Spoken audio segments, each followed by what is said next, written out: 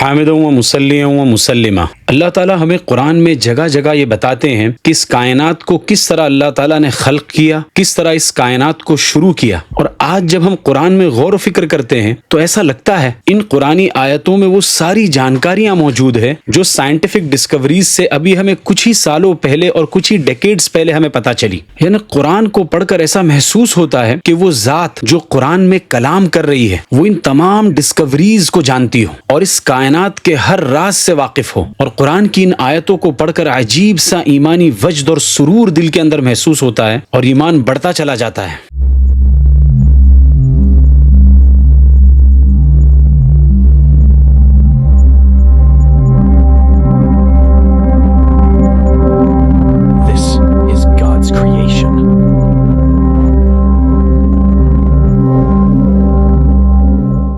مثلا سورہ واقعہ کی اس آیت کو دیکھیے، فلا اقسم بمواقع النجوم وانه لقسم لو تعلمون عظیم انه لقرآن کریم۔ اس آیت میں اللہ تعالیٰ قسم کھا رہے ہیں، قسم ہے ستاروں کے مواقع کی، یعنی وہ جگہیں، وہ پوزیشنز جہاں پر ستارے گرتے ہیں۔ اس کی تفصیل ابھی میں آئندہ بیان کر رہا ہوں۔ پھر آگے اللہ تعالیٰ قسم کو اور مؤکد کرتے ہیں، وَإِنَّهُ لَقَسَمٌ لَوْ تَعْلَمُونَ عَظِيمٌ، اور یقیناً اگر تم سمجھ سکتے تو یہ بہت بڑی قسم ہے۔ پھر قسم کھانے کے بعد اللہ تعالیٰ فرماتے ہیں إِنَّهُ لَقُرْآنٌ کریم، کہ یہ قرآن بڑا عزت والا کلام ہے۔ امام ناصر الدین بیضاوی نے اپنی مشہور تفسیر میں مواقع کی تفسیر مساقط اور مجاری سے کی ہے۔ مساقط کا مطلب بھی وہی ہوتا ہے گرنے کی جگہ۔ اس مساقط کے لفظ کو یاد رکھنا، آگے ویڈیو میں آپ کو بات سمجھ میں آئے گی۔ اللہ اکبر، قرآن کے ان جملوں کی گریوٹی کو اگر آپ سمجھ گئے نا، مزہ آ جائے گا۔ اب اس کو سمجھنے کے لیے پہلے آپ یہ سمجھیے کہ قسم کیا ہوتی ہے۔ انسان کو جب بھی اپنی بات کو مضبوط اور پختہ کرنا ہوتا ہے تو انسان اس بات سے پہلے قسم کھاتا ہے۔ اور یاد رکھو کہ قسم ایسی چیز کی کھائی جاتی ہے جو خود بہت عظیم ہوتی ہے۔ مثال کے طور پر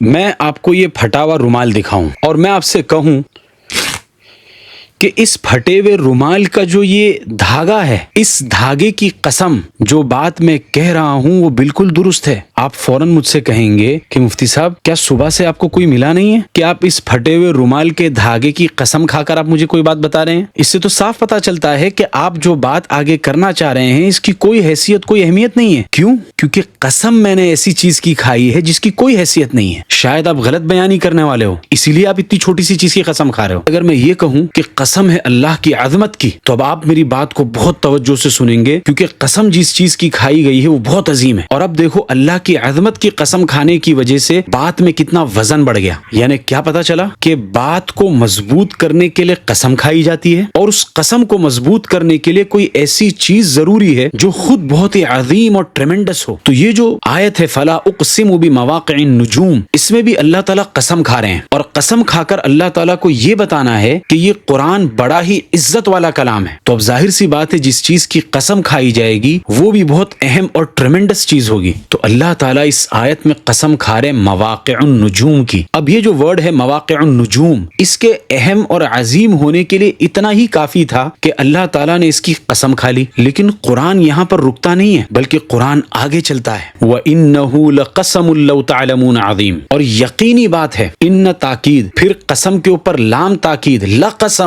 پھر تنوین تعظیم کے لیے، پھر لو تعلمون عظیم سے ایک اور معنوی تاکید کہ یقیناً اگر تم سمجھتے تو تم جان لیتے کہ یہ بہت بڑی قسم ہے۔ And surely it is a huge and tremendous oath if only you knew۔ واللہ میرا یہ جملہ قرآن کی اس آیت کے ترجمے کا حق ادا نہیں کر سکتا۔ بس اتنا میں بتانا چاہ رہا ہوں کہ یہ جو مواقع النجوم ہے اس کو قرآن کوئی بہت ہی اہم چیز بتانا چاہ رہا ہے، لیکن اے لوگوں تم سمجھ نہیں پاؤ گے اور تم سمجھ نہیں سکتے کہ ہم نے کتنی بڑی چیز کی قسم کھا لی ہے۔ اب آئیے دیکھتے ہیں مواقع النجوم کہتے کسے ہیں۔ تفسیر بیضاوی کے حوالے سے پہلے میں نے آپ کو ایک لفظ بتایا تھا مساقط۔ امام بیضاوی نے مواقع کی تفسیر مجاری اور مساقط سے کی ہے۔ مواقع کا اگر آپ آسان لفظی ترجمہ کریں تو اس کا مطلب ہوتا ہے جگہ، پوزیشنز، ایسی پوزیشنز جو بہت اونچائی پر ہو، ان کو مواقع کہا جاتا ہے۔ اور مواقع کا جو لفظ ہے اس میں گرنے کے معنی بھی، کسی چیز کا اوپر سے نیچے کی طرف گرنا، کیونکہ یہ جو ورڈ ہے مواقع یہ وقع سے نکلا ہے جس کے لغوی معنی ہے گرنا۔ اسی طرح امام بیضاوی نے جو مساقط سے تفسیر کی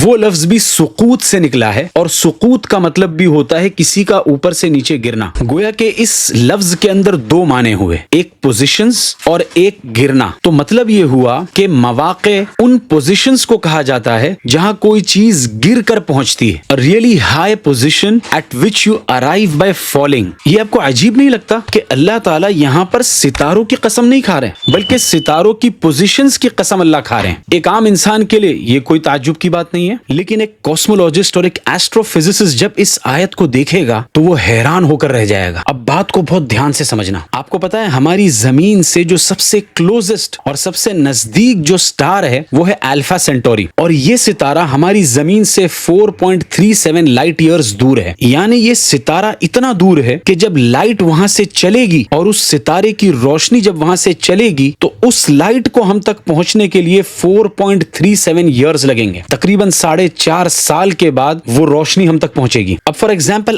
آج کی رات اگر آپ اس ستارے الفا سینٹوری کو دیکھیں گے تو اس کی چمک جو آج کی رات ہمیں دکھائی دے رہی ہے نا, جو روشنی جو لائٹ اس ستارے کی آج ہمیں دکھائی دے رہی ہے, یہ ایکچولی 4.37 ایئرز پرانی ہے, 4.5 سال پرانی ہے. یعنی ہم اب اس ستارے کو نہیں دیکھ رہے ہیں بلکہ آج سے 4.5 سال پہلے یہ ستارہ جیسا تھا ہم اس کو دیکھ رہے ہیں, اور اس ستارے کی یہ لائٹ 4.5 سال پرانی لائٹ ہمیں اب جا کر پہنچ رہی ہے. Actually we are looking in the past. اسی طرح اور بھی ہزاروں کروڑوں ستارے سیارے ہیں. کوئی 1000 لائٹ ایئرز ہم سے دور ہے, کوئی اور اس سے زیادہ ہم سے دور ہے. ایگزامپل اینڈرومیڈا گیلیکسی جس کو آپ نیکڈ آئی سے دیکھ سکتے ہیں, یہ ہماری گیلیکسی سے 2 ملین لائٹ ایئرز دور ہے. یعنی اس کی روشنی کو ہم تک پہنچنے میں 20 لاکھ سال لگیں گے. کیا مطلب؟ آج سے 20 لاکھ سال پہلے جس طرح اینڈرومیڈا گیلیکسی تھی وہ ہمیں آج نظر آ رہی ہے. تو اب ایک سوال ہوتا ہے کہ اگر ان ستاروں سے آنے والی لائٹ اتنے سالوں کے بعد ہم تک پہنچ رہی ہے, کیا یہ ممکن نہیں ہے کہ فی الحال اس وقت یہ ستارے موجود ہی نہ ہو, ختم ہو گئے ہوں؟ یس, یہ پاسبلٹی ہے. اسی لیے اللہ تعالیٰ نے ستاروں کی قسم یہاں پر نہیں کھائی بلکہ ان ستاروں کی پوزیشنز کی قسمیں کھائی کہ آج ہمیں جس پوزیشن پر کوئی ستارہ نظر آ رہا ہے نا, اس پوزیشن کی قسم اللہ نے کھائی ہے. جانا مت, اس آیت کا اعجاز ابھی ختم نہیں ہوا. there is more coming. یہ جو مواقع کا لفظ ہے نا, یہ خود اپنے اندر ایک قرآنی معجزہ ہے. جیسا کہ میں نے آپ کو بتایا تھا نا کہ مواقع یہ وقع سے نکلا ہے. اسی طرح امام بیضاوی نے اس کی تفسیر مساقط سے کی, اور مساقط یہ سقوط سے ہے. تو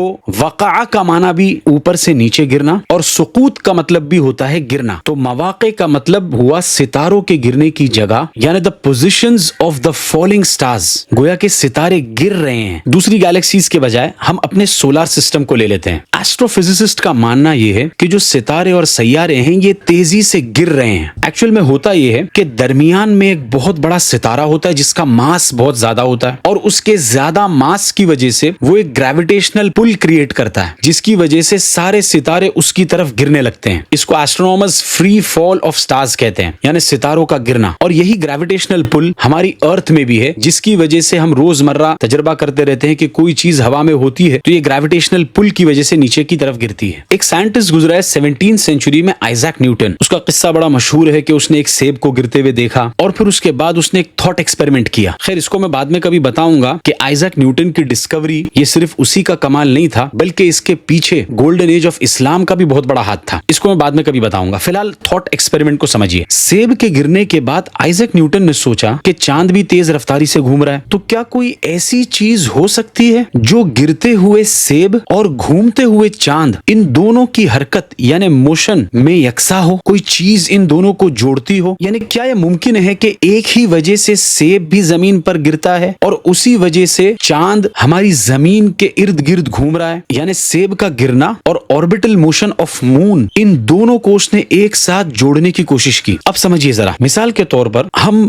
کسی اونچے پہاڑ پر پہنچ جائیں اور وہاں سے ہم سیب کو نیچے گرائیں, کیا ہوگا؟ تو سیب بالکل سیدھا نیچے زمین سے ٹکرائے گا. اب سمجھیے آگے, اگر ہم ایک کینن بال کو استعمال کریں جس کو توپ کہا جاتا ہے اور سیب کو اس میں ڈال کر سپیڈ کے ساتھ پھینکے, تو اب وہ سیب زمین پر سیدھا نیچے نہیں جائے گا بلکہ اس کی ویلوسٹی کی وجہ سے وہ بہت دور آگے جا کر نیچے گرے گا, لیکن اس وقت بھی وہ زمین سے ٹکرا جائے گا. Now let's keep doing this exercise. آپ سیب کو ایجیکٹ کرنے کی سپیڈ کو بڑھاتے رہیے, فاسٹر اینڈ فاسٹر. آپ 1000 مائلز کی سپیڈ سے سیب کو پھینکیے, پھر اس کے بعد آپ 10,000 مائلز کی سپیڈ سے سیب کو فائر کیجیے کینن بال سے. اب سیب جو ہے زمین کے کرویچر کی طرف جانے لگے گا اور دوسری طرف جا کر گرے گا. ایک منٹ, اس کا مطلب کیا کوئی ایسی سپیڈ ہو سکتی ہے کہ وہ زمین پر گرنے کے بجائے پیچھے سے گھوم کر میرے سر پر آ کر لگے پیچھے؟ اور اگر اتنی سپیڈ پاسبل ہے کہ سیب کو جب کینن بال سے فائر کیا جائے اور وہ ارتھ کے کرویچر سے گھوم کر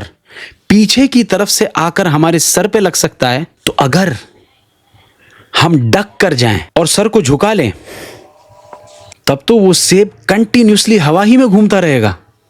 یعنی اگر سیب زمین کی طرف گر رہا ہے اور اس کی سائیڈ ویز ویلوسٹی, اس کی سپیڈ, جس سپیڈ سے ہم اس کو پھینک رہے ہیں وہ 5 مائلز پر سیکنڈ ہو, یعنی 17,500 مائلز پر آر کی سپیڈ سے اس کو فائر کیا جائے, تو اس کا مطلب وہ زمین پر ایسی رفتار کے ساتھ میں گر رہا ہے کہ ایگزیکٹلی اسی سپیڈ سے ارتھ کا کرویچر اس سے دور جا رہا ہے.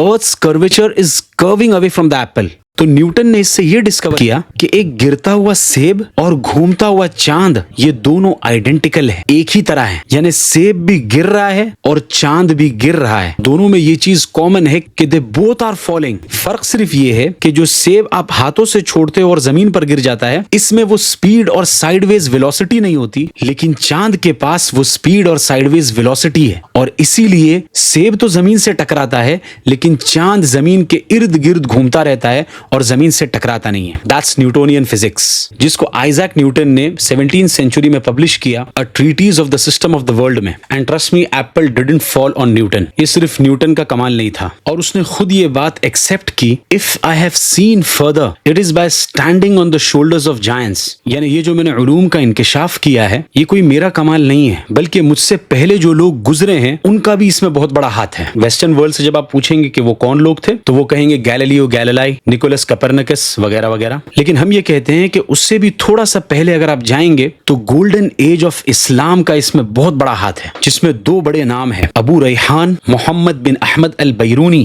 اور ابو علی الحسان ابن الہیثم. یہ دونوں البیرونی اور ابن الہیثم کے نام سے آج مشہور ہیں. خیر, اس کو ایک طرف رکھیے, اب آئیے اعجاز قرآن کی طرف. اور قرآن کا کمال دیکھیے آپ کہ اللہ تعالیٰ اس آیت میں جو قسم کھا رہے ہیں, فلا اقسم بمواقع النجوم, اس میں اللہ تعالیٰ پوزیشنز آف سٹارز کی تو قسمیں کھا رہے ہیں, اور لفظ اللہ تعالیٰ نے استعمال کیا مواقع کا, یعنی سٹارز کی وہ پوزیشنز جہاں وہ گرتے گرتے پہنچتے ہیں. اور ابھی ہم نے ثابت کیا کہ پلانٹس اور سٹارز کا جو آربیٹل موشن ہوتا ہے, that is nothing but a free fall. وہ گرتے جا رہے ہیں لیکن سائیڈ ویز ویلوسٹی کی وجہ سے وہ اپنے گیلیکٹک سینٹر سے ٹکراتے نہیں ہیں, جیسے کہ ہماری ارتھ کے کیس میں چاند ہماری زمین سے ٹکراتا نہیں ہے. یعنی صرف اتنا نہیں ہے کہ ستارے ایک سرٹن پوزیشن میں ہے, بلکہ یہ ستارے گر کر اس پوزیشنز میں پہنچ رہے ہیں جو یہ لفظ مواقع کا بالکل لفظی اور لٹرل ترجمہ ہے. This Quranic verse hits the mark perfectly and literally. یعنی مواقع کا لفظ ہی اپنی لفظی ساخت کے اعتبار سے اس مفہوم کی عکاسی کر رہا ہے. قربان جائیے قرآن کے اعجاز پر. ایسے موقع کے لیے انگریزی میں ایک کہاوت ہے, now that's what you call bull's eye. ایک دم پرفیکٹ اور ایک دم پریسائز اور اتنا ہی لٹرل. اچھا آپ کو بتاؤں, ایک اور جگہ پر اللہ تعالیٰ ستارے کی قسم کھا رہے ہیں, وَالنَّجْمِ إِذَا هَوَى مَا غَلَّ صَاحِبُكُمْ وَمَا غَوَى. قسم ہے ستارے کی جب وہ غروب ہونے لگے, مَا غَلَّ صَاحِبُكُمْ وَمَا غَوَى, کہ تمہارے ساتھی یعنی حضرت محمد صلی اللہ علیہ وسلم نہ تو راہ سے بھٹکے ہیں اور نہ انہوں نے غلط راستہ اختیار کیا ہے. حکیم الامت مجدد الملت حضرت مولانا اشرف علی تھانوی رحمۃ اللہ علیہ اپنی تفسیر بیان القرآن میں اس قسم اور جواب قسم, قسم یعنی والنجم اذا ہوا اور جواب قسم ما غل صاحبکم وما غوا, ان دونوں میں نظیر اور جوڑ کو ثابت کرتے ہوئے لکھتے ہیں کہ جس طرح ایک ستارہ اپنی تمام تر مسافت میں یعنی اس کے آربیٹل موشن میں ذرہ برابر بھی ادھر ادھر نہیں ہوتا, بالکل اسی طرح آپ صلی اللہ علیہ وسلم بھی ہدایت کا وہ ستارہ ہیں جو اپنی تمام عمر میں ضلال اور گمراہی سے محفوظ رہے, حق کے راستے سے ذرا بھی ادھر ادھر نہیں ہوئے. سبحان اللہ سبحان اللہ, کیا شان خدائی ہے,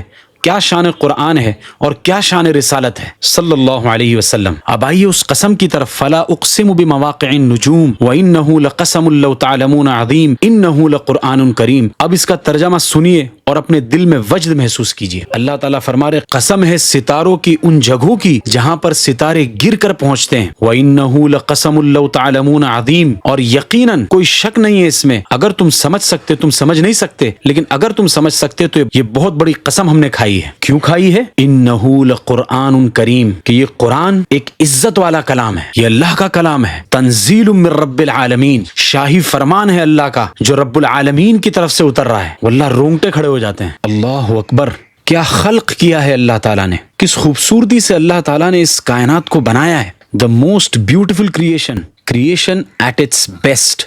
فتبارک اللہ احسن الخالقین. بس اے اللہ، ہم تیری کائنات کو دیکھ کر یہی کہہ سکتے ہیں ربنا ما خلقت ھذا باطلا سبحانک فقنا عذاب النار. اے ہمارے پروردگار، یہ جو کچھ تو نے بنایا ہے، یہ زمین، آسمان، ستارے، سیارے، یہ تو نے یوں ہی بیکار پیدا نہیں کر دیا.